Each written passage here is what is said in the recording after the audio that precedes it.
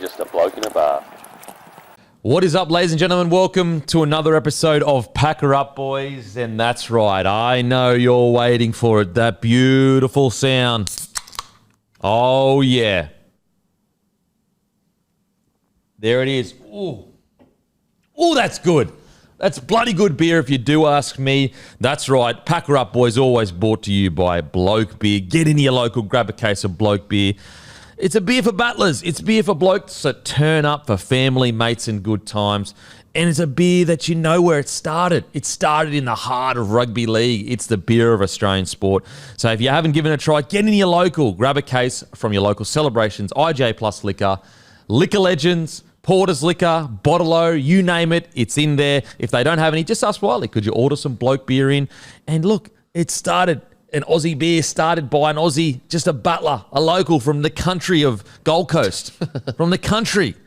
So go and grab a case of bloke beer and give her a try, guys. And it's the best deal in history. You get a podcast, you either get a free podcast and a beer, or arguably a free beer and a podcast. I don't know which way you want to look at it. But it's not a bad setup. It's not a bad setup. And also, what other beer loves sport the way we do? No one comes close. We live and breathe it. It is the beer of Australian sport. Wow. Matty, how you going, bro? How are you? In the lead up to the grand final and like during the final series, I was thinking it's going to be good to the season's finished, so just kind of take a breath because everything's very hectic. I mean, I'm not complaining. It's the best thing ever. But it's literally like 5 days after, and I'm like, fuck, I'm already keen for next year. No, I was driving home yesterday. I'm like, oh my God, normally there's a game on tonight. Now there's nothing. Zero. Oh, man. But as always, guys, put your worries aside. Tough week. Boss being an absolute punish. Just chill, baby. Just chill. You got a family, you got a wife, you got a partner, or whatever. Just enjoy their company. You got some children. It's the weekend. The weather's beautiful. It doesn't...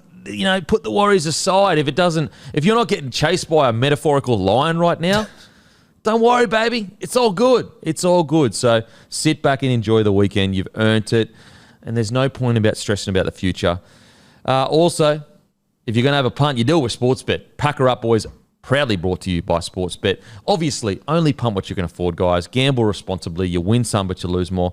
And if you're going to have a punt, you make sure you do it with Sportsbet. There's internationals coming up. Plus... other sports like Cricket World Cup that just started last night. And we know Sportsbet love their cricket. Hammy, he's a big cricket man. I've never, we've only known Hammy not that long. He, put up a story yesterday watching Sheffield Shield, which, about 100 people watch. Yep. So hopefully we can get him to spend some more time on the Monday show to talk a bit of cricket. He loves cricket. And look, Sportsbet, as I said, Sportsbet love cricket.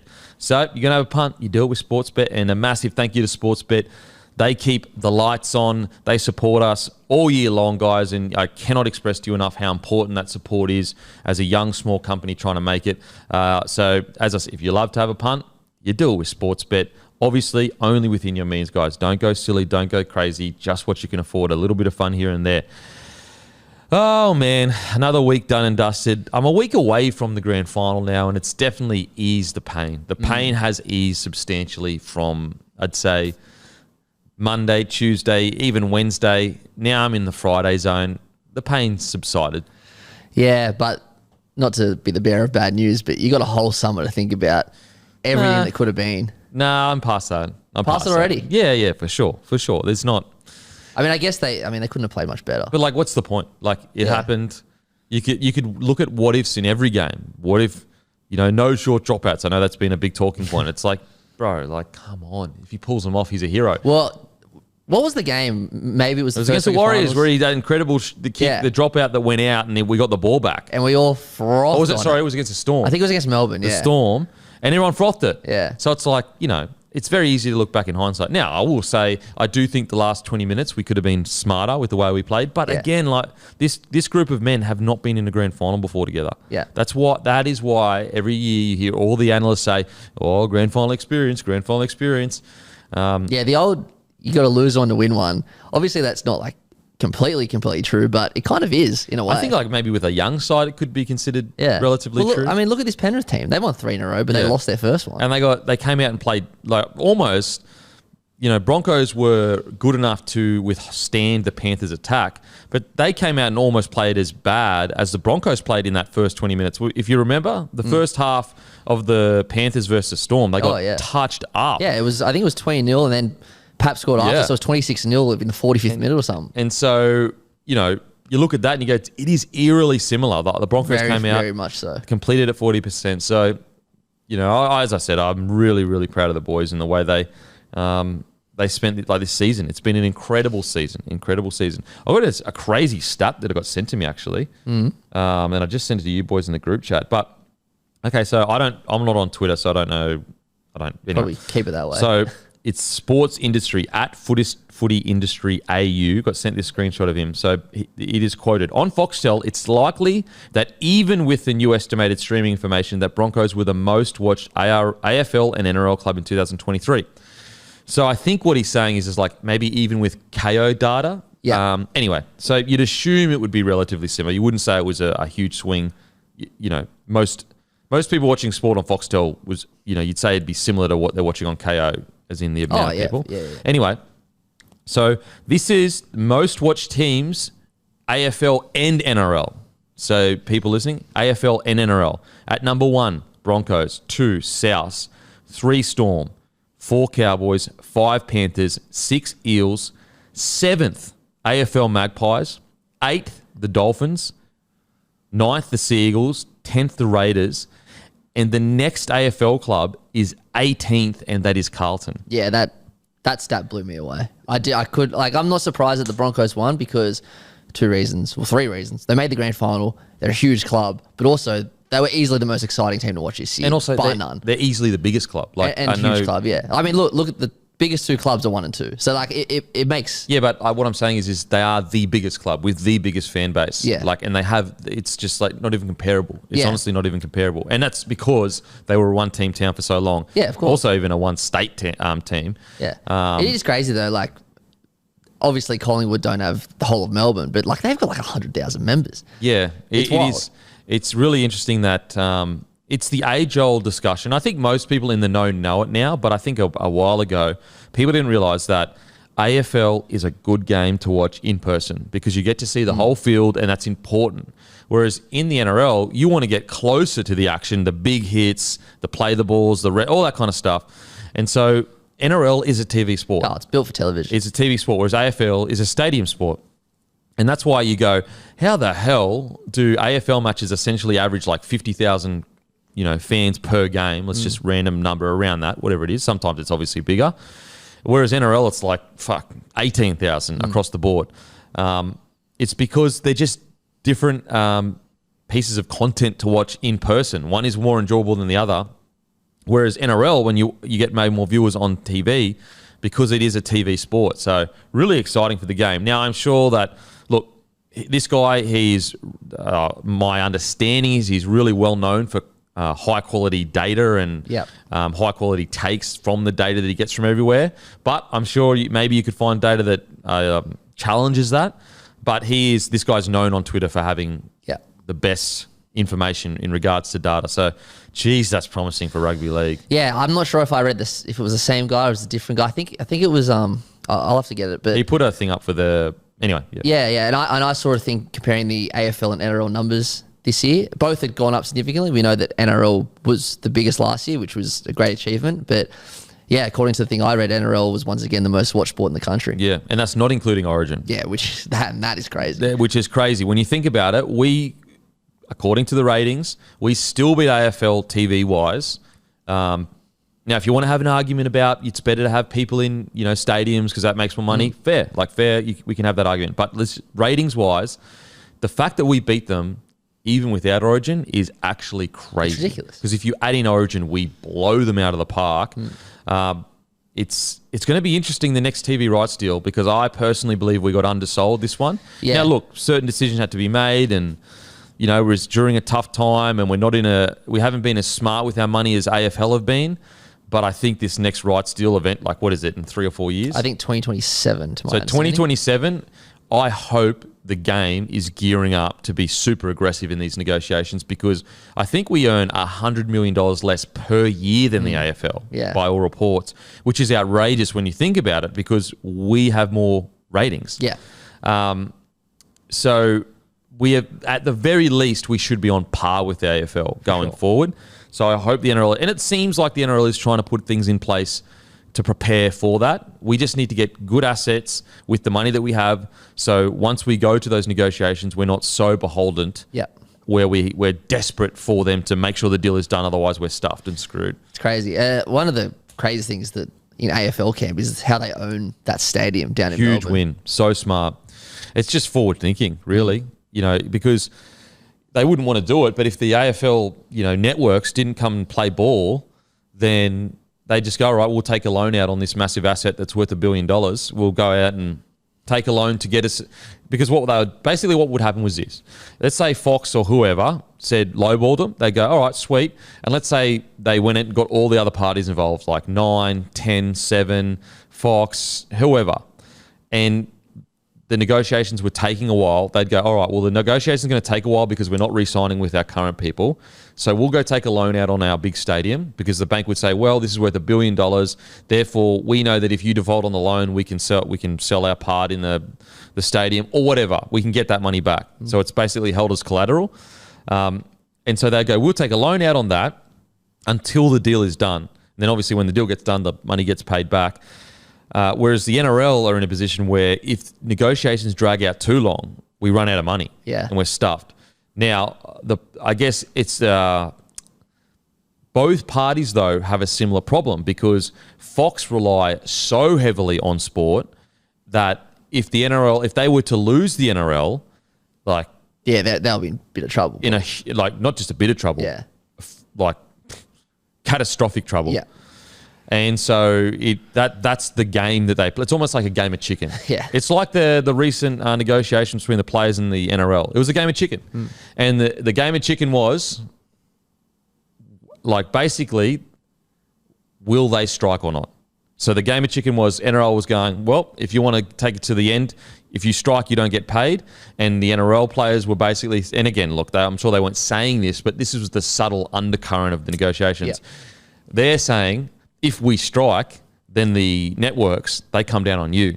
So it's this game of chicken of who's going to break first and go, look, I don't want that to happen because we got more to lose. And that's why I actually thought with the RLPA, the play negotiations, I thought the NRL actually had more to lose because if the players don't play for a week, they don't get paid for a week or whatever. Yeah. It's just a week. If the NRL don't broadcast games for a week, that is, how much is that? $20, $30 million? Yeah. That just cost them. Do you know what I mean? Whereas with the players, they actually diffuse the hit across 400 people. Whereas the NRL, as one business, they get hit, boom. Let's say Fox and Nine, let's say they pay, I don't know, what is it, $300 million a year, and then divide that by 27. So, one round is $10 million. Yeah. That's a massive hit to take. Huge. Over an RLPA agreement where they're really only quibbling over, maybe not even $10 million. Yeah. And so that's the going forward with the NRL. I hope they prepare themselves. I personally think the NRL, and I've said this many, many times, if we could somehow, and I know it's a huge risk, I know it's a huge investment, but if we could somehow own, so basically I'm pretty sure it's the NFL, they own all the production and then they on-sell it to the Fox and the Nine or of America. But also what I would hope the NRL could do in the future is create their own platform that you can pay $10 a month and watch all footy on that platform. Because if we did that, then we don't have to rely on the networks. And there was a period where we had to deal with Telstra where that kind of happened. And that's actually how I used to watch all my footy, was on the NRL app. Oh, really? Yeah. And so if the NRL created their own app, and look, it'd be very hard to negotiate now because the cat's out of the bag and that Fox and Nine will say, well, we're not going to do a TV rights deal with you if you have your own app because you're taking business from us. Yeah. It was only a few weeks ago that a few years ago, the NRL spent all this money on a media thing and now they no longer use it. And, you can put two and two together and say, why do they no longer use it? It's not in the Fox or Nine's interest for the NRL to make their own content. Again, that's just all assumptions, outside looking in, guys. I got no inside evidence on that. So if I'm the NRL, the best case forward for the NRL is, okay, imagine if they could somehow carve out their own app that put on all their own content, all their own games that you could watch on it, purely through streaming. Imagine in 10 years, if you had, I don't know, let's just say 3 million people signed up watching NRL football, or, let's say, and it's $10 a month. So what's that a year? It's 120 a year. And then 120 over 3 million, 120 times 3 million, which would be, you're looking at $360 million in revenue a year. When you go to negotiate with media and you have revenue and you own a product and you're making 360 million, you don't even need the networks. So all of a sudden it goes, we're already making, you could halve that. Let's say 1 million people signed up at $120 a year. And look, that sounds super expensive, but fuck, you're paying $10 for Netflix now. I'd pay $10 a month for footy. Oh, well, KO is like 20, 25, 30. Well, fuck, exactly. You can make it, let's say it's at $10 and you had 1 million people sign up. Yeah. $120, that's $120 million of revenue that would be generated. And granted, that's not straight profit, but that's $120 million of revenue you are creating for yourself, and you own the platform. You own the platform. So are you saying like the NRL would fund like the cameras and all that stuff as well? Yeah, you'd probably have to fund all the cameras and everything like that, because otherwise Fox would be like, why we do that? We're not paying for the cameras and everything. And I'm pretty sure the NFL, can you Google it? I'm pretty sure the NFL do that. Because if there was a way that the NRL could somehow do that, and look, we're probably not in a position to do that. And when you look at how much it would cost and the risk, it's a very long-term plan. But in the age of streaming, in the age of content becoming way more accessible, and there's no longer an A, B, C relationship with the audience. You can have an A to B relationship with the audience, where you're the creator and straight to the audience, and you don't really need a platform. It's just powerful. I just think that long-term that could set everyone up at the NRL to almost be unshakable. Like you would essentially, as a game, unless like some cataclysmic event happened that the whole freaking world struggled from it, you would basically be set for life. I'm pretty sure the UFC do it to a degree. So yeah, I think that would be the smartest long-term plan. The only problem with that is it would be a painful plan. And it may come to a point where salaries are reduced a little bit because you aren't getting as much money from Fox and Nine in those initial years. And so I don't think it'll ever happen. But geez, it'd be good if the NRL could own all the content, stream it on their own service, and then on-sell it to Fox and Nine. Because we'd be so safe as a game then. So safe as a game. Because not only do you stream the content, there's other ways, you can put on live shows, you can sell merchandise, you can sell products, you can get advertising on the live streaming service. So, you could have different tiers where you can pay $5 and you get a few ads, and then $10 you get no ads. There's so many things you could do. And so I've always thought that if there's some way you could set up a subscription service where the NRL owned it, that's planning for the next 50 years, in my opinion. The next 50 to 100 years, where you'd make the game so safe from outside influence. But that's just my opinion. I'm just some dude with a big beak talking absolute nonsense into a microphone. Find anything there, Matty? Yeah, I think I've had to like really, really skim this, but it seems like they've got it, and they sell the exact same rights to 4 different networks, and they all get the exact same. Yeah, and they are making. I'll have to look further into that, but zillions of dollars, because they own the product. They own the product. And again, some people go, Fox is so big. Why would you, antagonize them by creating their own product? But it's like, you got to remember, Fox don't purchase rugby league out of charity. They purchase rugby league because they see value in it, and it generates revenue for them. If you were to take NRL away from Fox or Nine tomorrow, Nine a little bit different because they obviously deal in normal content. But if you were to take it away from Fox and Nine, it would hurt massively for them. Oh, for sure. So it's not like they would just automatically go, all right, well, if you're not going to do it our way, we're gone. Like, no, they would be open to compromise because otherwise they're stuffed as well. So, anyway, that's the long-term plan I think of. Now, great news overnight. Dylan Edwards has been called into the Australian team. Adokar suspended for 2 games reportedly. So Edwards and it's Adokar because of the fight that happened in the Koori knockout.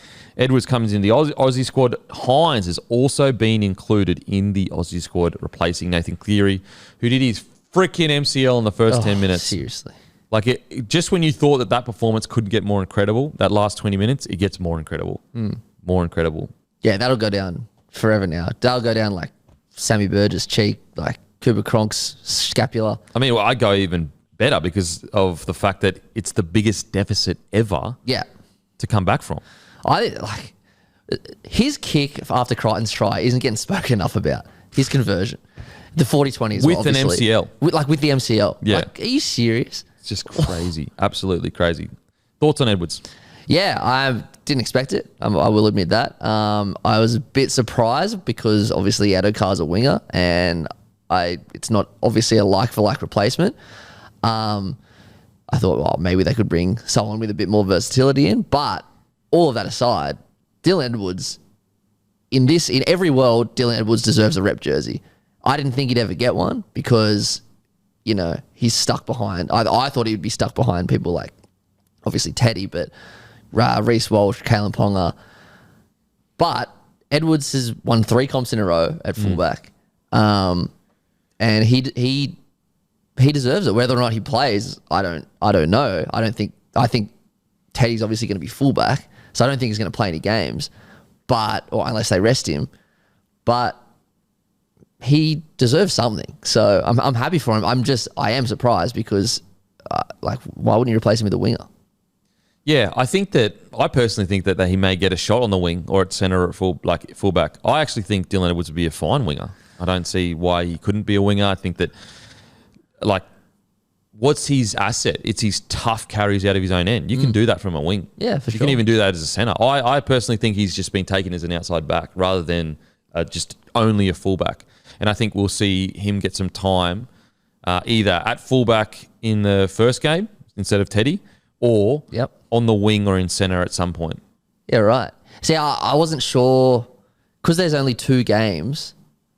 That's why I was like, is Teddy really going to rest for a game? Maybe half a game. Yeah. Just to give him an opportunity. Yeah. Because otherwise it doesn't really make sense at all. That's why. Because if you're going to bring someone in for experience to be around the boys, you bring in Reece Walsh. Yeah. Because Dylan Edwards is what, 26, 27? Yeah. About so 26. It's, look, that's still relatively young. He's got plenty of years left in him.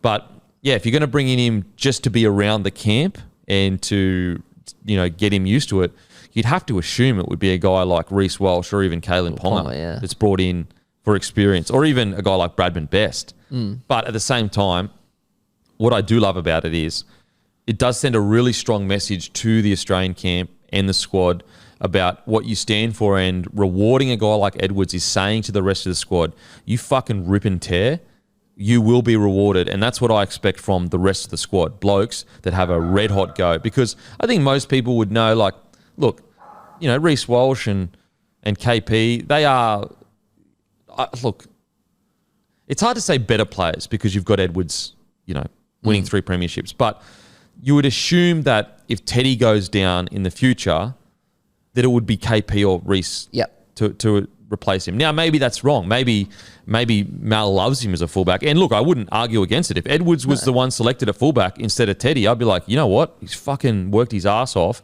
for so many years. But at the same time, when you select a guy like Edwards, you send a really strong message, a really strong message of he is being rewarded for super consistency and basically never playing lower than an 8 out of 10. And whereas you could go Reece Walsh, he's really, really young, grand final, didn't have the best game, bit of a mixed bag, and KP been injured, everything. So maybe it is because he just wants to reward a guy that's been, working his ass off. And if that's the case, then I agree. Yeah. I agree with it for sure. I'm just trying to think of what winger would replace Adokar in that squad, especially when you got Selwyn Cobbo, Katoni Staggs, Valentine Holmes. Yeah. There's obviously there's Hamiso. enough. Yeah, there's enough cover on the wing, of course. And the fact that Nico Hynes has been brought in, they've got heaps of cover for fullback. Yeah, like you could even put Cameron Munster there if you really want. I actually don't mind Dylan Edwards on the wing or in the centres. I honestly think, or even as a 14. I definitely don't mind it. It's just I've never seen it before. No, what I'm saying is that let's say he got selected instead of a Katoni Staggs or Selwyn Cobbo to play wing or centre. I wouldn't mind that. Right, okay. Because I think that his carries are so hectic that he can do a job for you on that edge there. And I think even in attack, like he just has to hit good lines. Like he's got a great fend, great in contact. He's got at least a catch and pass. We know that he's a fullback. All right, if he plays on the wing, between him and Teddy, you're going to have a hard-working back three. That's what I mean. Like it's almost like a bit like the Penrith back three with To'o and Dylan Edwards. If you went Teddy and Edwards coming out of your own end, and then Selwyn maybe on the other edge or whoever, whether it's Val or whoever you put on there, it's pretty hectic coming out of your own end. Yeah. So I'm stoked for Dylan Edwards, and so happy for him. I understand, as I said, if you were trying to bring in a guy for experience, maybe Reece Walsh and KP, even though, maybe Reece Walsh and KP, but at the same time, it's like, no, yes, experience is good, but also I'm trying to build a culture here. Yeah. And Dylan Edwards is a culture player. He's a culture player. So it's not just about experience for players. It's also about what message am I sending to the other team? And that, like, look, Nico Hynes, another culture player, gets selected. So yeah, I don't mind it. It will be interesting to see where he plays if he gets any game time. I honestly, I don't know why I keep thinking it, but I really think it might be in the winger and the centres. Because the centres right now, Val Holmes maybe and Katoni Staggs maybe. Yeah. And would you say, like, yes, Katoni is a specialist centre, but he's not ahead of the pecking order of outside backs with Dylan Edwards. He's never played before. Exactly. So maybe that's where he gets his shot. Yeah. They both get half a game in the first game. I don't know. So it's going to be, I can't wait to see how they go. But I sat down to do my team earlier today. Doing the 4-pack is one of the hardest things I've ever had to do. Yeah, really. Start with Isaiah versus Carrigan, and then. See, so basically right now, I'll look at it now so we can get it up. My forward pack, so Yo would be on the bench for me. Yep. Carrigan would be at 13. Then I would have Martin and Murray on the edges. Yeah, that was probably the only part where I was like, yep, 100%, besides obviously Grant and Hunt. But the front row is tough as well. So front row, I would be having Payne Haas partnering Lindsay Collins to start, I'd say. Collins, yeah. Maybe Tino, either one, and then bring Lindsay on for impact. And then either one. So Lindsay or Tino, Ruben Cotter. So my bench would be Ruben Cotter, Tino, Jake Trbojevic. Actually, maybe you start Jake Trbojevic. No, bench Jake Trbojevic. And then 14, obviously, Harry Grant. Yeah, right. Because Ben Hunt's my 9. Yeah. Would you start Jake Trbojevic over Tino and Lindsay? Nah, I'd probably start... what I came up with was Tino and Payne. Yep. Because I had Isaiah, but I love Carrigan as well. Imagine if you had Carrigan, Haas, and Tino as your middles. That'd be the hardest working middles you've ever seen. Haas, Carrigan, and Tino as your middles, like that would go against any middles ever. Yeah, and I know there's probably not room for him, but I'd really want to see Flegler on the bench. Yeah, but it's really hard. There's so many It's going to be players. interesting to see what they do with Jake Trbojevic. Yeah, because you don't. When I hesitated at the bench, I was like, he's a long minute player. He's not brought on for impact. So it's like, is he wasted on the bench when you've got guys like Cotter, Flegler that are impact players off the bench? It's going to be really interesting to see what they do with Jake Trbojevic, because he's a very different front rower to Lindsay Collins, Tino, Payne Haas. He's almost a defensive front rower. Yeah. So, I wonder what they're going to do with him. And I would love to see Flegler. Oh, geez, I would love to see Flegler out there. Yeah, he deserves his jersey this season. What a great call-up. Talk about a guy that... Imagine being in a forward pack with Paddy Carrigan and Payne Haas and making a name for yourself. Yeah. It's such a hard thing to do. For like sure. Payne Haas and Carrigan, they're the stars. And Flegler has played so well that he's managed to not only make a name for himself, he's in the Australian side. Especially when... like Carrigan and Haas are like obviously two of the best forwards in the comp, but also two of the safest players in the comp. Yeah. Whereas a year ago, Like there was a game Flegler was put on report 3 times and a half. Like he was doing really ill-disciplined stuff. Well, he's aggressive, super aggressive. So he's had to turn that around. Yeah. And now he's standing out with those guys. It's remarkable, and it's a huge loss for Bronx. Oh, mate, it really is. It really is. Huge win for the Dolphins, though. Massive. I mean, it changes that whole forward pack. Him and Tommy Gilbert. Yeah. It's fucking not bad. Not bad. Then you got Lemuelu on the edge there. But I think that the Broncos are in a much better position than they were a few years ago to replace guys. Oh, for sure. I don't know. Look, I haven't gone through their stocks and watched their reserve grade that much to know for sure. But I just get the feeling that they're back in a very strong place. And that's, a credit to guys. Donaghy, the new CEO, he's been there for a couple of years now. But the fact that the Broncos club is in such a healthy situation, like think about how much of a shit fight it was. It wasn't just like, they played poorly for a year. The club was a shambles. And now all of a sudden we're in a position where got guys like Xavier Willison coming through, Blake Moser, got other guys that I spoke to, some of the higher ups of the Broncos that are like, having raps of like the next big thing in their forward pack coming through. I think their biggest question, Broncos, will be their halves. But anyway, super excited. Nico Hynes, mate. Keen. I'm so happy for Hynes. Yeah. What I love about Nico Hynes' season is that not everything went right for him. And when the opportunity or the most likely outcome was to go off a cliff with his form, he found a way to fight through it and just bring his form all the way back. Now he's in the Australian squad. Like Nico Hynes, a few years ago on the bench for the Storm, is in the Australian squad. Yeah. Never doubted someone like Nico Hynes' mental resilience. Like he says he has the mental coach. Obviously, he's gone through plenty off the field as well. But that Origin whole drama, then the next week when the Sharks got absolutely pumped by Melbourne, a lot of people could have just been like, nah. Well, there's plenty of players that are some of the best in our game that have been dropped from Origin, struggled for the rest of the year. Yeah. Then they've come back the next year and played well. He's gone dropped from Origin, but it's not just dropped from Origin, that one play. I know. You know what I mean? So it's like, it was a big deal. On repeat, everywhere you look. Like imagine being Nico Hynes trying to avoid that situation. Yeah. Everyone you spoke to, even if they were being nice, would bring it up to you. For sure. Bro, it wasn't your fault. Bro, how are you? You all right? You all right? Like, and it would have been amplified in his head even more. well, think about everywhere you go, randoms and your friends are saying, even if they're trying to be nice, they're bringing it up. Whereas he would have just been going, I don't want to talk about it. It's kind of like, let's say on the internet, someone's talking shit about you. Or a lot of people are calling your opinion stupid, you're an idiot. And then a friend messages you, goes, what about these idiots talking shit about you? The friend is trying to be nice because he wants to defend you or she wants to defend you. But in reality, you're like, I don't want to know, bro. Like, don't message me that shit because then I go and read it. So true. So it's like you'd rather be. Whereas, players like Nico Hynes, they can't avoid it because even the people that love you and are trying to do the right thing are bringing it up. And so the fact that he managed to pull himself pull through that, it's incredible. I remember when I interviewed Boyd Cordner with his head knocks, he said that the worst thing is that everywhere I went, people asked how I was. Oh, you all right, mate? So it's coming from a good place. But it's messing with your head because, like, bro, I don't want to fucking talk about that shit all the time. Yeah. Just on Cordner, I didn't realize that he was 28 when he retired. Yeah. That is ridiculously young. Mate, he had a first grade trial as a 16-year-old. So we're talking about a guy, and he also, in a couple of his early years, he had a lot of, I think, knee injuries as well. Did his ACL when he was like 16 or something, 17.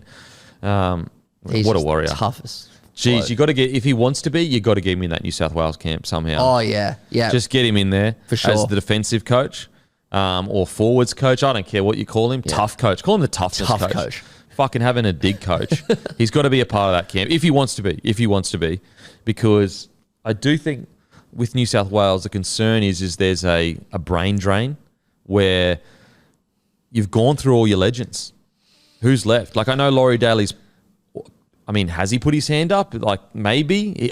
He said he's open if they approach him, but he hasn't really gone, I want to do it. Yeah.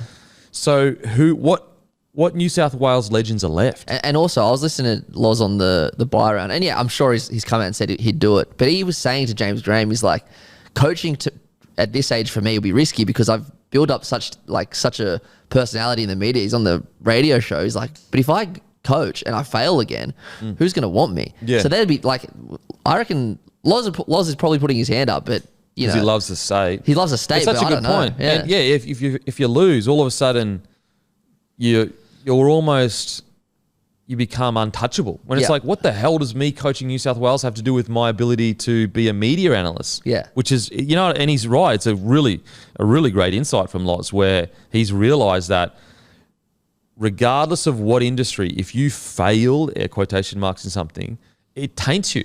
yeah, It taints you, and it's like, well, what the hell? A New South Wales coach, like, for example, Bloke is the biggest sports podcast in the country by a substantial margin. I'm a soccer player that played roughly 40 to 50 NRL games. Like, I have no right to be, like, for people to listen to my opinion on rugby league. There are like, you should all be listening to Cameron Smith or Joey or Matty, like all those boys. But just because you're good at footy doesn't mean you're good at analysing footy. And just because you're bad at footy doesn't mean you can't be good at analysing. Yeah. You know what I'm saying? yeah, So it's a great insight from Loz, and it's getting to the point where I kind of feel like even New South Wales fans, and apologies, I know I'm speaking from Queensland's perspective, it feels like even New South Wales fans are going, who wants that job?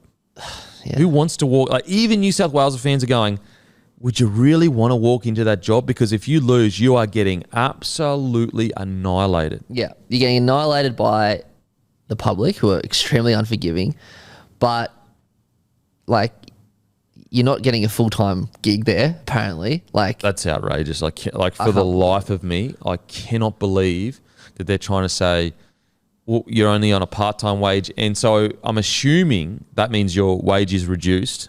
yeah, I think So it's not even like they're going, look, it's a part-time gig, but you get paid a mozza. Yeah. So let's say the estimates were 400K for the year. It's like, you know what? I'm willing to take all the bullshit that comes with it because I get paid so much money. yeah, Whereas they're going, well, we'll give you, and look, let's just say it's 200K, let's say, or 150 or 200. That's a lot of money. It really is. And, you know, most people would jump at that. But for that role, is it worth your mental health? Is it worth you waking up after that third Origin, if you lose it, to your face splashed across every single newspaper, on every single Instagram, every single Twitter, failure, all your fault, worst coach ever, you know, what an idiot, he's a fucking dumb, he's this, he's that. You know, let's say you already earn 80 grand a year. And that's for anyone that's about to coach New South Wales Rugby League probably earn more than that. But let's say you earn 80 grand a year. So the extra 100 grand that year, let's just assume it's 100 grand. It's for 1 year, first of all. Let's say it's for 2 years. It's for 2 years, first of all. Then the rest of your life you have to deal with whatever happens in that New South Wales Rugby League. Is it really worth it? Is it going to change your life that much? not really. Not at all. Not really. It's funny, like when you put it like that, like obviously Freddy went through that and he had to deal with so much backlash. And then he goes into the head office with a proposal. Keep in mind, he's bled for the state, he's coached the state, all the things he did for the community. And he did all the crazy stuff before he was on a big wicket as a coach. And then they're just like, we're gonna cut your hours. Like after all the time and effort you put in, we're gonna make it part-time. No, not only that, they're saying we're going to cut your pay, we're going to cut your hours, but you still have to deal with the full ramifications that you did last year. Why wouldn't he say no? Why would you do that? Yeah. So I've got to cop just what I copped last year, but I'm not even going to get compensated for it. Matter of fact, I'm going to get half of what I got. Yeah. That's outrageous. Yeah. So outrageous. not surprised that he said Now, no. people will sit there and go, oh, well, it's also, think of the positive, huge opportunity. Look, of course, there are people out there, Cartwright's put his name in the hat, that are willing to take the risk. And for sure, like, good on them. If it works out, that's incredible. And that you could argue that's the risk you take. But because it's a New South Wales coaching role, statistics would say you've got about 2 or 3 years before you're gone. Yep. So it's like, it's not even like a head coach role that you could be in for the next 10 or 20 years. So, yeah, it's just one of those situations where it's... And I think also because New South Wales media do seem to be so ruthless. Now, not all of the New South Wales media. Sometimes I do believe people conflate criticism with too much criticism. So it's okay to criticize Freddie. Like, we were critical of Freddie this year, saying, made some decision we don't agree with. We even said, look, if there are better candidates out there, maybe you should head in that direction. Not even maybe, should head in that direction. My argument was always with Freddie, who else is out there? Who else is out there? If there is a really good candidate out there, then yeah, let's move in a new direction. But now that he's gone, it's like, who else is out there?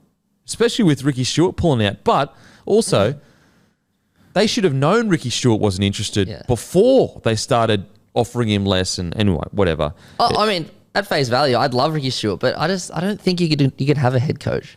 Well, if you're the club as the Raiders, you'd be like, why the hell would we want to do that? Exactly. So not only do he divides his attention, because people try to think, oh yeah, it's a full year deal. Like, as in, I know New South Wales Rugby League want to change it to 5 months. If you're worth your salt as an Origin coach, it's a full year gig. For sure. You should be working towards something and on things for the most of the year, whether it's watching video, going down to games, going and speaking to players, speaking to coaches, going around the state to promote the game, to promote the Origin team, all that kind of stuff. We all know that. And so, like, as Canberra, you go, not only is he going to be distracted, if he loses, it could decimate his confidence. Yep. Like, yeah, exactly. Like, there's so many, and if he wins, it still could distract him. Like, okay, what if he wins and then he doesn't have as much fire? Like, is there any surprise that Cleary came out and had the final series of his life? You know why? Because he missed Origin with an injury. And so he had this fire in his belly of like, fuck, I didn't get to play in Origin. I saw our boys lose. If I'm going to win something, it's going to be a comp. Whereas, like, does Cleary have the same fire in his belly if he does win that Origin series? Maybe, maybe not. But even if it's 0.5% less, that could be the difference in the game. That's 2 points. Yeah. That's 2 points. Exactly. So what you're saying is, for a club, there's zero upside for your coach. Zero upside. And, even if he wins, there's even less upside because you have to pay him more in the next contract. And so, New South Wales Rugby League, the fact that it's got out, that it's a 5-month contract, is like, the only people you're going to attract is people that, not that they have nothing to lose, but are willing to risk a lot for a big reward. Whereas you want to attract the best of the best that basically, like, put it this way, if you attract guys that are willing to risk a lot, they usually don't have a lot. Whereas the best of the best have a lot to risk, so you've got to create an environment that gives them a bit of safety where they're going, it's worth the risk because I've got a bit of safety here, or I'm getting financially compensated, or they're going to give me time to work through this whole thing. Whereas at the moment, you're going to attract guys, and this is no disrespect to Cartwright. He's been in the game. He's been a former head coach at all, and what he's done at the Broncos has been incredible. But he's an assistant coach, so he's willing to risk that opportunity because he can go back to that assistant role. It's a shit fight. It really is. The fact that Freddie has walked away has made it even worse for New South Wales Rugby League. It's made it crazy, yeah. Because they would have been better off saying to Freddie, mate, we're going in a different direction, because then at least they come with a bit of strength in negotiations with other people saying, no, actually, we said to Freddie that it's going to... Whereas the fact that Freddie's gone, here's a proposal, I'm really keen, and then turned around and gone, seen what they've said and said, fuck that. As I said, what coach wants to do that? And to your point earlier in the week, or last week, even if they want to do this 5-month thing, even if you think that's right, at least come up with that, more than a week ago. You know what I mean? Like, tell Freddie before he's planning. Because, so he puts together his program. He puts together a 12-month plan and program. Yeah. You know what I mean? So it's like, even his proposal has been not given the right information to be a correct proposal. Yeah, and there's no way someone just changed their mind in a few days. Bizarre. And if they did, then that's it's crazier. It's bizarre because either Freddie's lying and he knew all along it was a 5-month plan, which is... Let's be serious. That's not happening. Why would he do that? Yeah. And also, why would Freddie know it's a 5-month plan and then when he gets told he quits? Yeah. It makes, like, all Freddie is doing is making his life worse. Yeah. Or they've seen the proposal and then for some reason had some meetings over that week and decided that this is the direction forward. So, I don't know. Look, if they win next year, New South Wales Rugby League, they're geniuses. Exactly. So that at the end of the day, we consider and go, you know what? They handled it 100% correctly. That winning the Origin series is how they go, you know what? All you media guys like myself, like you, like, Nine, Fox, yous were all wrong. We were right because we won. And we'll sit there and we'll say, you know what? You were right. Yeah. You were right. Isn't it funny how it all hinges on that on one the win. series? Now, I will say, look, just because you win doesn't mean you couldn't have handled things a little bit better. Yeah. I think that if you had have been, let's say you had have been firm and said, Freddie, we're going in a different direction, and then you win, then it's very clear that you can say we did the right thing. But the idea that you were actually keen to keep Freddie and he said no to you, it's like, well, did you do it right though? Because he wanted to stay. You wanted him to stay and he said no. So actually you wanted Freddie. You know what I'm saying? Oh, yeah. But anyway, as I said, at the end of the day, if New South Wales Rugby League, if you win the Origin series, this is all forgotten. Yeah. And fucking well done. Well done. So yeah, it's going to be interesting to see the lease. Now, speaking of Kevin Nangama's, Tigers, board level whispers of Tigers have heated up. As a result, a proposal to build a 20,000 seat stadium has been published. The Tigers are in partnership with Liverpool Council approached New South Wales government to build a stadium. It's not in the heartland of Tigers. It's around the meeting point of the Bulldogs, Tigers, Eels triangle. So how it would impact the new half and half games at Campbelltown and Leichhardt is unknown. It's still in its infancy. It would also rely on apartments being built, like the Shark situation. Okay. Yeah, a lot of info that I had to digest then reading that article. Yeah, okay. And also obviously Lee, the chairman, there's also rumours that he may no longer be extended. Yeah, so this came out, this proposal, because this has been going on for a bit. So this came out when it came out yesterday or something that Lee might not get it. The heartland of isn't Campbelltown. It's Campbelltown is, but Liverpool's not. So why is it in Liverpool? That's what people from Campbelltown and the Macarthur area are blowing up about. They're like, why wouldn't you just build it at Campbelltown? From what I've seen when this only came out yesterday, and obviously it might not even happen. It's so low, but people in the Campbelltown area are like, why don't you just rebuild Campbelltown Stadium? I cannot believe why they don't go out to Campbelltown. Oh, it's mind-blowing. Like, I cannot for the life of me understand, because if you build out there, then you own the whole area. There's an argument to be made that it's a bigger rugby league heartland than Penrith. Yep. So why not try and own that area? I think it might be. I think it might be the biggest in Australia. If it's not, you're right. Those two are certainly the biggest. Look, even if it's fucking 85% of Penrith. Yeah. You know what I mean? Yeah. Even if it's 80. So why not own that area? I do not understand. Build a 20,000 people stadium. Yep. You know how many people in Campbelltown would froth that? Oh, would froth it. They'd nearly sell out probably every week. for sure. It'd almost be a bit akin to Newcastle, when even when they're struggling, they go all right. Yeah. Because they're diehards out there. I just can't for the life of me. And I understand there's politics, and I understand the west side of the group put in all the money, but like the west side of the group is out. Well, the west side of the group, that is the Campbelltown area. So that's what I don't get. Yeah. Because Balmain can barely afford to. Yeah. Exactly. That's why it's so crazy. So like, surely what surprises, and maybe they do put a lot of pressure, but surely the west side start just going, you know what? Yeah. Enough's enough. You can obviously have games at Leichhardt still, but it blows my mind that they've got this golden opportunity to make Campbelltown the heartland of like rugby league. And look what Penrith, look what Phil Gould started. I know. And look what Penrith have done. And all you got to do is look at the 3 premierships they've just won, but also look at all the juniors from top to bottom. Like, they're so strong out west in Penrith, and Campbelltown Tigers could have that. It is bizarre. And also, anyway, Liverpool doesn't seem to make any sense. I don't see the connection to the club. Look, I'd understand if it was a government stadium, and so it's being built by the government, and you want to make it your home ground. I guess, and maybe you want the Dogs to play there as well. I guess, Like then, all right, fucking fair enough. Almost like Combank Stadium to a degree. Yeah. But I'd be pouring my heart and soul into Campbelltown. Yeah. Oh, just bizarre. In regards to the whole, like the fact that these guys are still in the news is just like, oh God, it is just. I feel so sorry for Tigers fans. Seriously, so do I, because South have had a couple of weeks in the headlines, and it's so fatiguing as a fan. And that's just a couple of weeks. And it's imagine being a Tigers fan. It's always in the news. Always in the news. I think, and look, sometimes I feel silly talking about this because I know that maybe there are people at the Tigers that work there that have so much more information on what is really going on. Yeah. That they're like, mate, this is why this happens, and this is why this happens, and this is why we make these choices. And if everyone could hear that, everyone would be like, oh, okay, that makes sense.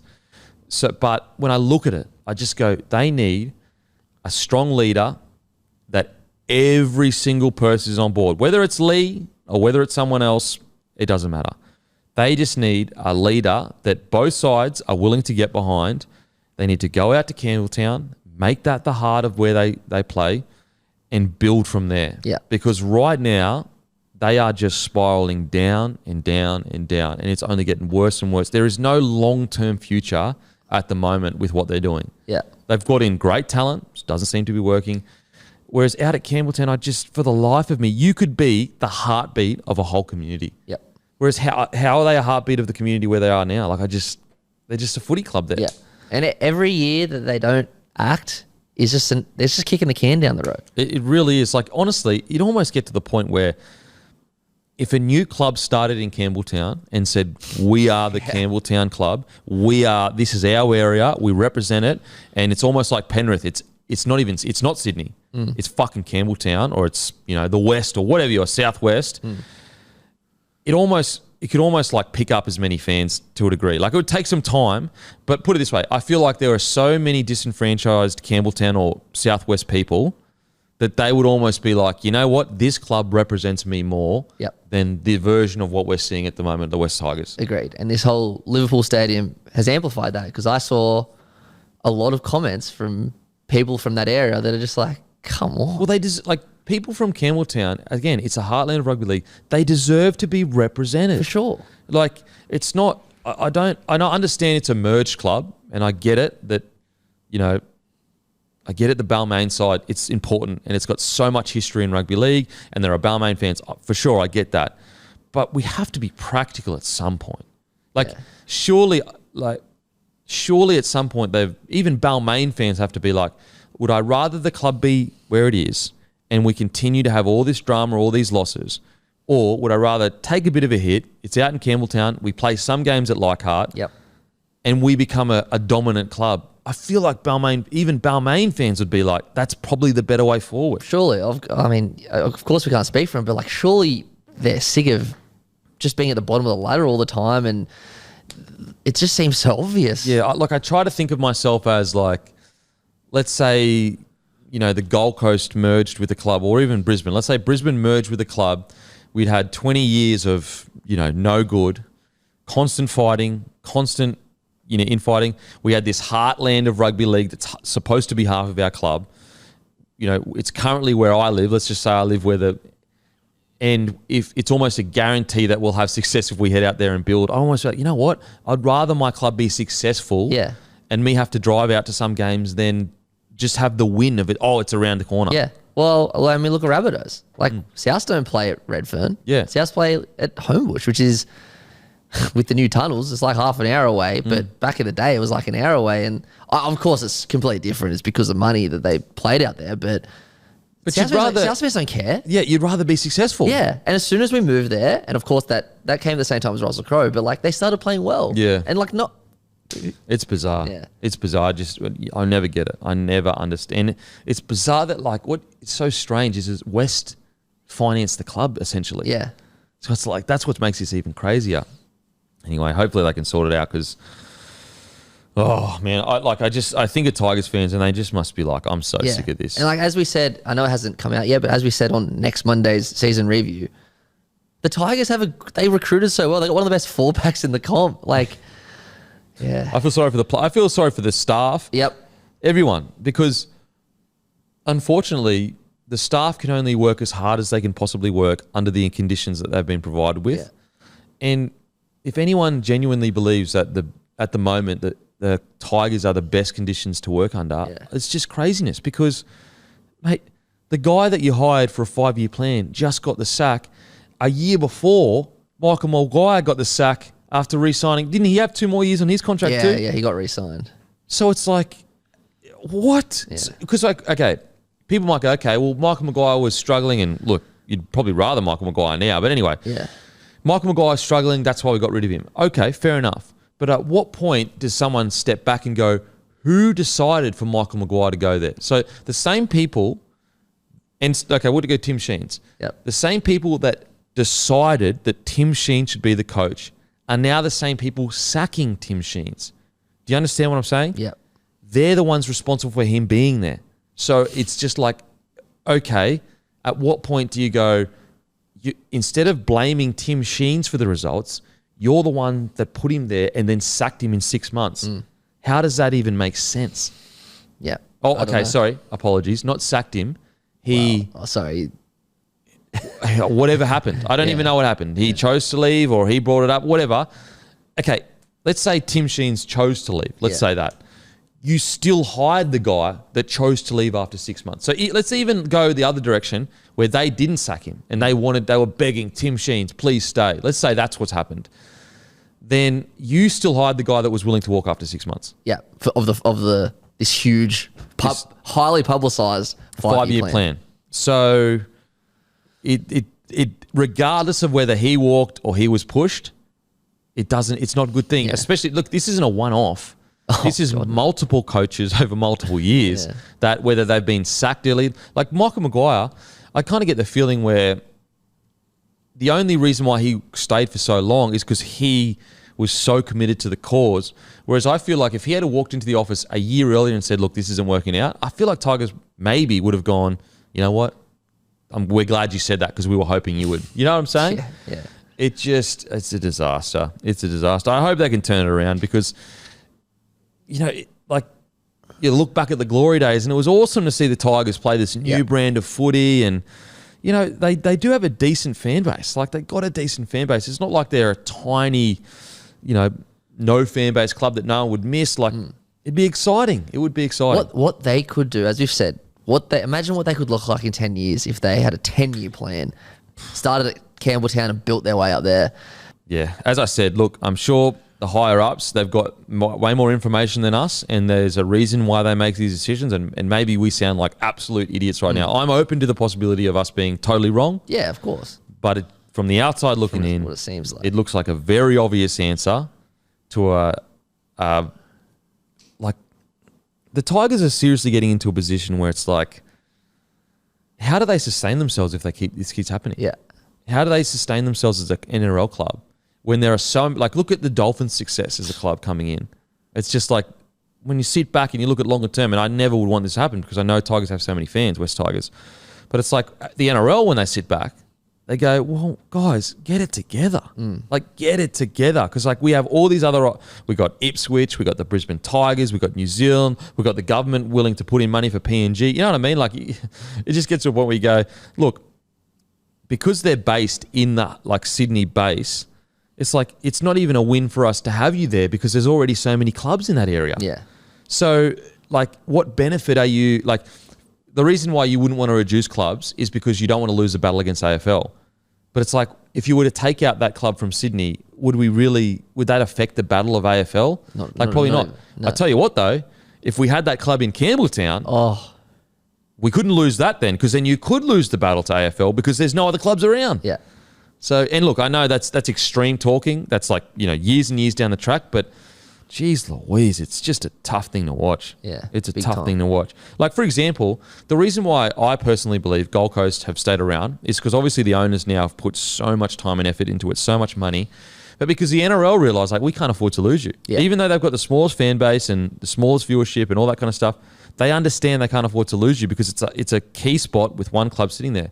Whereas, like, in Sydney, would it be that detrimental to the game to lose a club? Oh, no way. Like, not really. Yeah. You know, anyway, again, please, Tigers fans, I'm not saying that I want them to stay. That's all I'm saying. We want the Tigers to be Penrith in 10 years. Yes, I want them to be so good. Yeah. So hopefully they can sort it out. Watching the Tigers back in like 2005, I was a kid, but I remember I was supporting them in 20. Obviously, you were going for Bronx. I was Lockies last year, but 2011, I was going for them to win when they were in that final series. Yeah. Like, everyone just got around them. Yeah. Look, The Tigers could be the Panthers. And that for sounds sure. crazy. It sounds mental. But imagine the groundswell that they could get out there. It would be so good for rugby league. Like, yeah, anyway. Vegas Sphere. The Sphere opened last week with a U2 concert. The huge wraparound LED screen is a point of difference with mind-boggling visuals. It's a brainchild of Madison Square Garden CEO James Dolan. Cost $2.3 billion, but advertising will come in at $450K a day.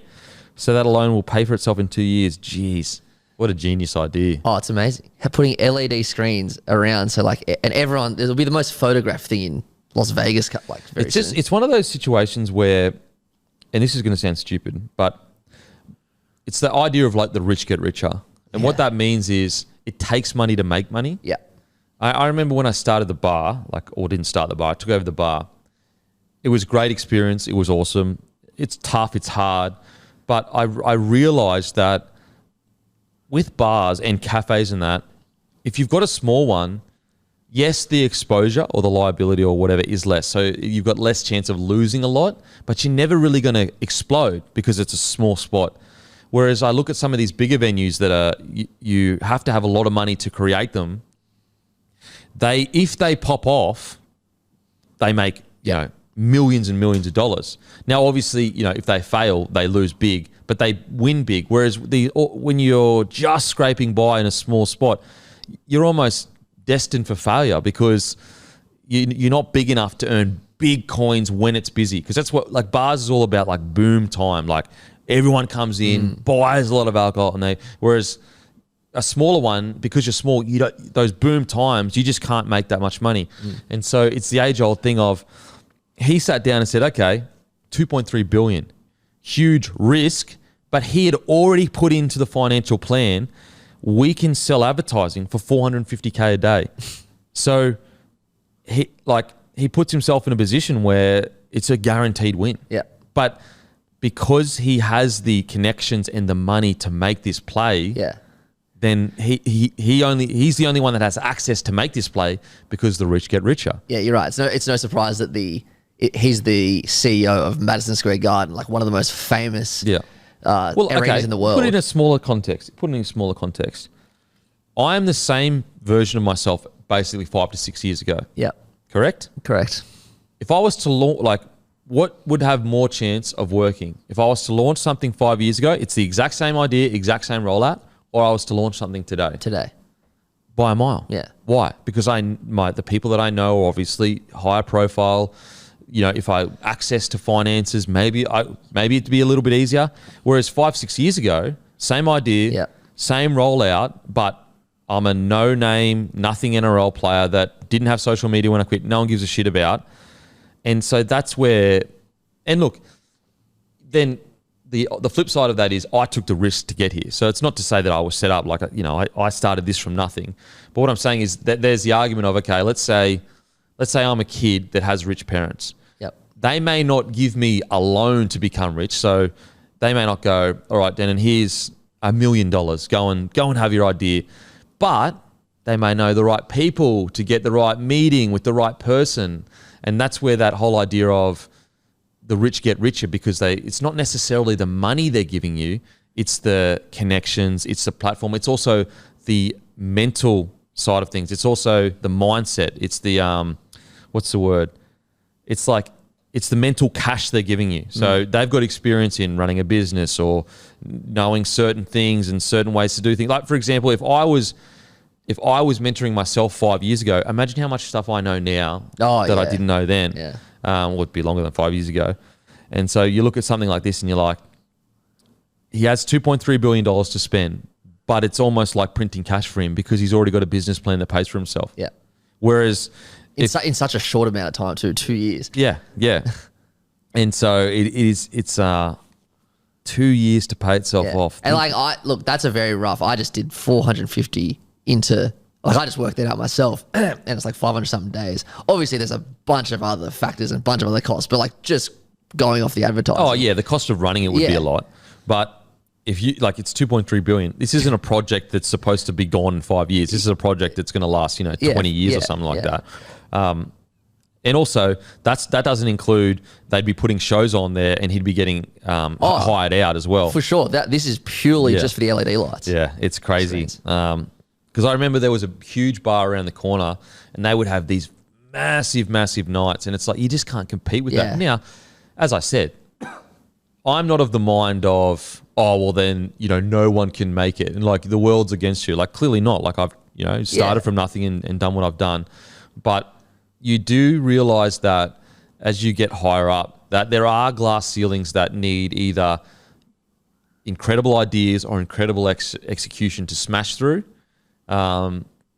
Because you get to a certain point where working hard, it's just not going to be enough. You either have to be extraordinarily good at what you do or to have an extraordinary idea, or you need to know the right people to get to certain spots. Yep. I'm still of the mind of anyone can make it if they're willing to put in the time, put in the work, but you will get to a certain point where it's like, I either need to know the right people or I need to be so brilliant at what I do that you go past it. Yeah. Because you get taught when you're younger that it's just purely hard work. Just all you got to do is you work hard and you will be as good as big as you want to be. It's a bit more complicated than that. For sure. It's a bit more put it this way. Okay, so you look at bloke and people go, oh man, last 5 years or X years or whatever, the fact that you build this up. But when you really look at it, you go, well, hang on a sec. If I wasn't an NRL player, bloke doesn't work. That's a fact. And some people see that as a negative of it only works as an NRL player. That's not true. But so then people go, then you sit there and go, well, okay, so this whole bloke network or whatever, it's not 5 years in the making. It's 36 years in the making, because all that work to become an NRL player and have the tag of NRL player, that's adding to the reasons why bloke is successful. Now, you could still be successful as a person that hasn't played NRL talking about rugby league. Like you look at the Roo, you look at Timmy, but it takes way longer. And also, there could be an argument that you'll never be as big as the guy that's played NRL because of that tag of, he's played NRL, he knows what he's talking about. But it's just not true. Like, just because I've played NRL does not mean I know what I'm talking about. There are plenty of NRL players out there that are terrible. They don't know shit. Or they do know shit, they just don't know how to articulate it. And there's plenty of non-NRL players out there that have a really good understanding of the game. And so, bloke is not just a 5-year journey. Yeah. It's a 36-year journey of everything culminating to where it is today. That 2 billion. I mean, how smart. It's genius. Yeah. It's proper genius. It's proper genius. And I'd love to hear his stories. Like, did he start from nothing? If he did, could you imagine that? Like, you look at a guy like Zuckerberg or whatever. And look, I even know if you go back far enough in Elon Musk's history, his parents, I think, actually were quite wealthy. But even a guy like Zuckerberg, he was going to one of the best schools. Yeah, he was going to Harvard. He was going to Harvard. Yeah. So to find truly something from nothing that big, it's rare. It can happen, but usually you'll go back a bit and you'll be like, okay. Now, it doesn't mean that they didn't work hard. It doesn't mean that they weren't geniuses. None of that. It just means that they had a little bit of extra help where maybe a lot of other people weren't. That's what's so beautiful about sport, in my opinion, is that we have these men and women, but I'll just say guys for now because I know the stories of the guys, that are truly from nothing. Yeah. And so they're truly from a poor area or even just a middle class. Because middle class is essentially nothing because all they're paying for is it's not like they've got connections to get you into the first grade side. Anyway, and then they go on, they play NRL, they hopefully save enough money, and then they use that money to build their own businesses or become well off. Like, that's truly from nothing. Yeah. Whereas if, you're a kid that had rich parents that got you into the best schools, that then got you into the best universities, that then got you interned at the best companies, even though they still worked hard, those connections gave them a little bit of a head start at each point. Working hard gets you opportunities, and everyone can work the same amount of hardness and get the same opportunities. But the opportunities that we're just given are unfair. Well, and look, put it this way, okay, so now I'm not saying, they got it wrong or whatever, and they should have known, because of course they shouldn't have known. They didn't know. But I went to Fox and 9 years and years ago when I first started and was like, I was willing to work for 50 grand a year, and they were just not interested. Like I couldn't even get emails back. And again, that's not to have a dig at them, like, oh, how dare they or whatever. They don't know. Yeah. But what I'm saying is that maybe if I had have known someone to put that word in and say, no, Denon's actually really good at what he does. For sure. Maybe I could have got a gig there. Yeah. And so, because I guess, the proofs that like clearly go, I'm all right at this stuff, like content and media or whatever. And so I couldn't get a crack.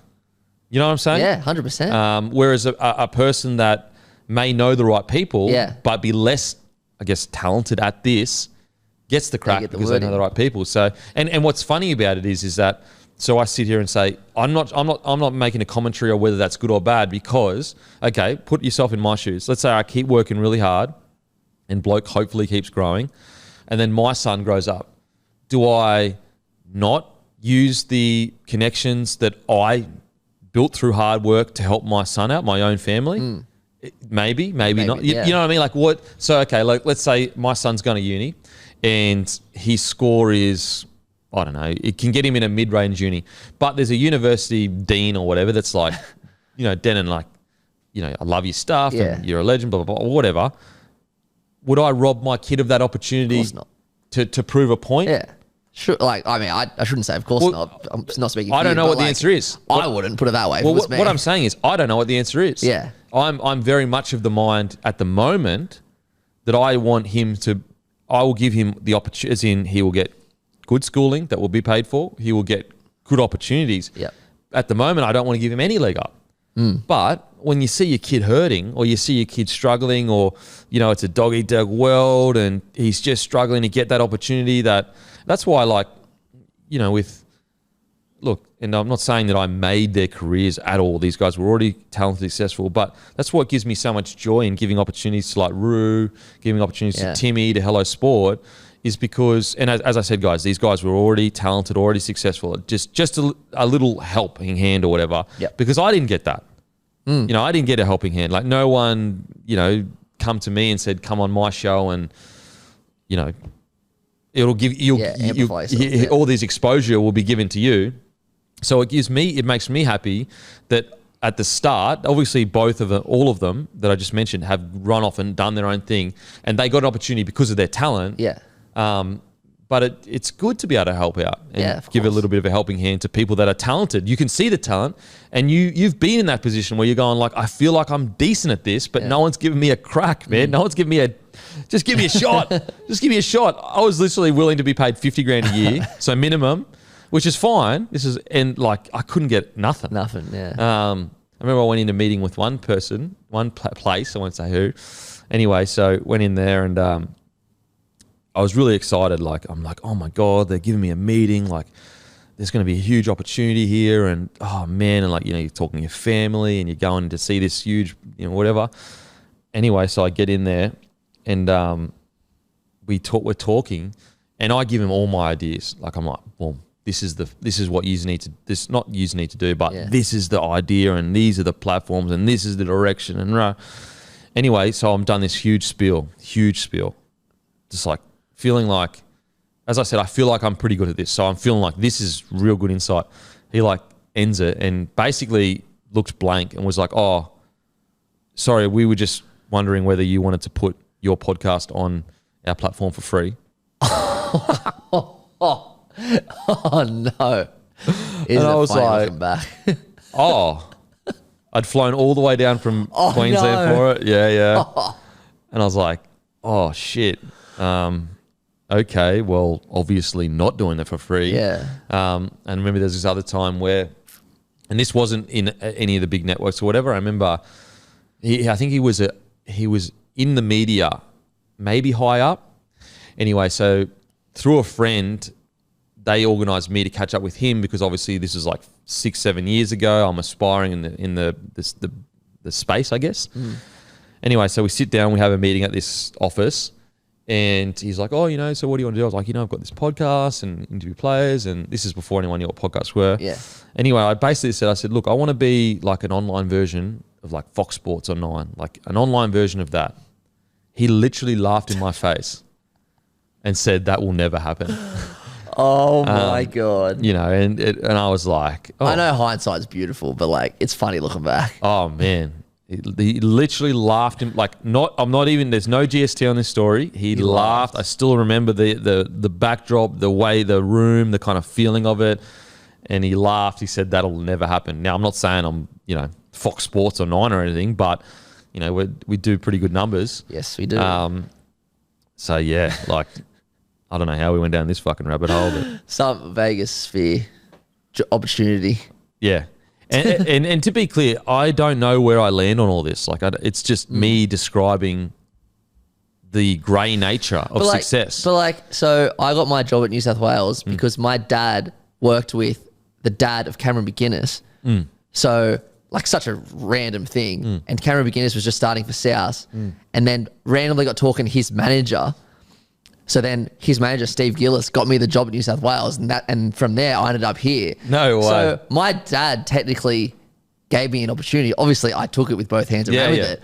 But like, if I didn't have that, I wouldn't be here. Yeah, yeah. So like, I think it's as long as it's not like, I'm not saying giving $1 million loans, but giving small opportunities here and there, and then putting it on you to take it. Yeah, for sure. And that's what I mean. Like, people might go, oh, it's who you know, but it's like, yeah, I guess, but like, where does that end then? It's like, what? So everyone just has to walk in as a full, like, on your resume, it's not even your name, it's just a number or something. It's like, I guess. And the thing with like, you know, if you're, because we're humans, we need others to vouch for us, and so if you get vouched for, it's much safer to take someone on because you know someone that knows someone, and you're like, well, I know he's so. It's something I growing up, I feel like, when I come into league, it's probably I didn't have that. So I think that I like coming into league, you got to imagine everyone knows everyone. So like everyone knows everyone. This guy's been good since under 16s. This coach knows this coach, and this junior plays here. And so coming into league, knowing no one, looking back, I wish I had someone that knew the fucking ropes. I didn't know anything about it. But yes, I don't know what the answer is. And people always go, oh, mate, congratulations. Well, not always. But when people say, oh, congratulations on your success, and I always say, man, I'm so lucky. And they go, oh, nah, mate, you worked hard. And I'm like, no, like, I'm lucky. Because if you take it all the way back, it's like, I was lucky to be born with the parents that I had. I was lucky to be born in the country I had. I was lucky to be born, you know, with decent ability to play sport. You know, all of these things that I have no control over. Like, what if I was born in Africa, in a third world country that has no resources and no opportunities? And so people go, oh, yeah, but you worked hard. Yeah, true. But like, man, I've been out in above ground mines. I've been out in shutdown in terminals where it's 70-hour shutdown. The coal terminal in Port Kembla. Like, when you get home, you are covered in coal. So I've been out there and I've seen blokes that work, and Sheilas, that work 67 hours a week, 60 to 70 hours a week. Plenty of people work hard. A lot of people work hard. So that's not the ingredient. You know what I'm saying? Yeah. Like, that's not the ingredient. Of course you have to work hard, and of course that's a good thing. And yes, I've worked really hard and I've sacrificed. I think it's not the difference is usually it's not actually the work hard. It's what are you willing to sacrifice? That's what is the differentiator. Anyway, the difference. Between some people is like, what are you willing to sacrifice to get to where you need to go? Like, even little things, when you like look at my relationship, when I met my wife, I said to her that, you know, if you want to live an uncommon life, you've got to be willing to do uncommon things. And one of those things is when there's a rugby league game on, I'm watching it. Sounds funny, but it's absolutely a fair thing. Because when we're out at the fucking most hectic restaurant in France, and I've got my phone out watching the game, that's the commitment it takes to hopefully have the best sports podcast in the country. And so she was aware of that when we met, and she was aware that that's something that she's got to cob until whenever, while she's trying to have a nice dinner with her partner. And so little things like that, they're the sacrifices that, again, it's a tiny thing. It doesn't seem like a big deal, but I tell you what, when you've been in a relationship for fucking 5 years and your husband's watching the footy on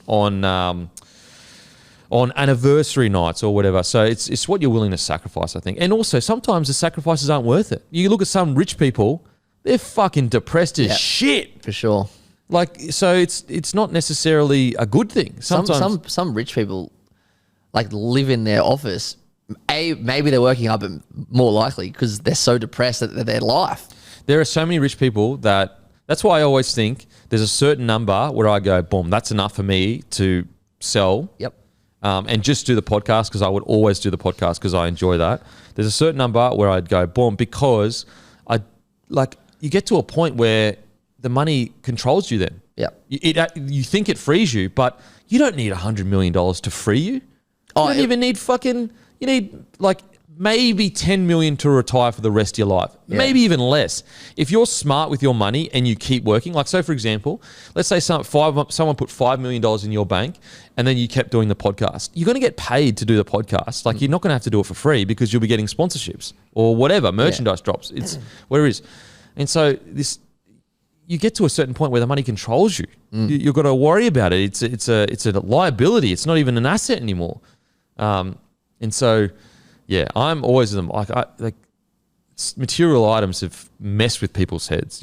As long as you don't have to worry about paying the bills and you've got an okay house to live in, your kids can get educated and you don't have to worry about them getting sick. That is a beautiful life. Yep.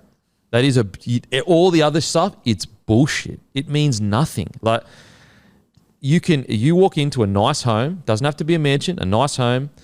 The bills come out of your account automatically and it doesn't stress you out. And your kids can have the best education and, whatever. What else can you ask for? Exactly. Like, seriously, outside of, going on some holidays at sometimes, that's all you need for a good, fulfilling life. This extra, like, I need fucking 10 houses and 3 Ferraris. Yeah. It's all bullshit. Nonsense. It means nothing. It means nothing. Now, don't get me wrong.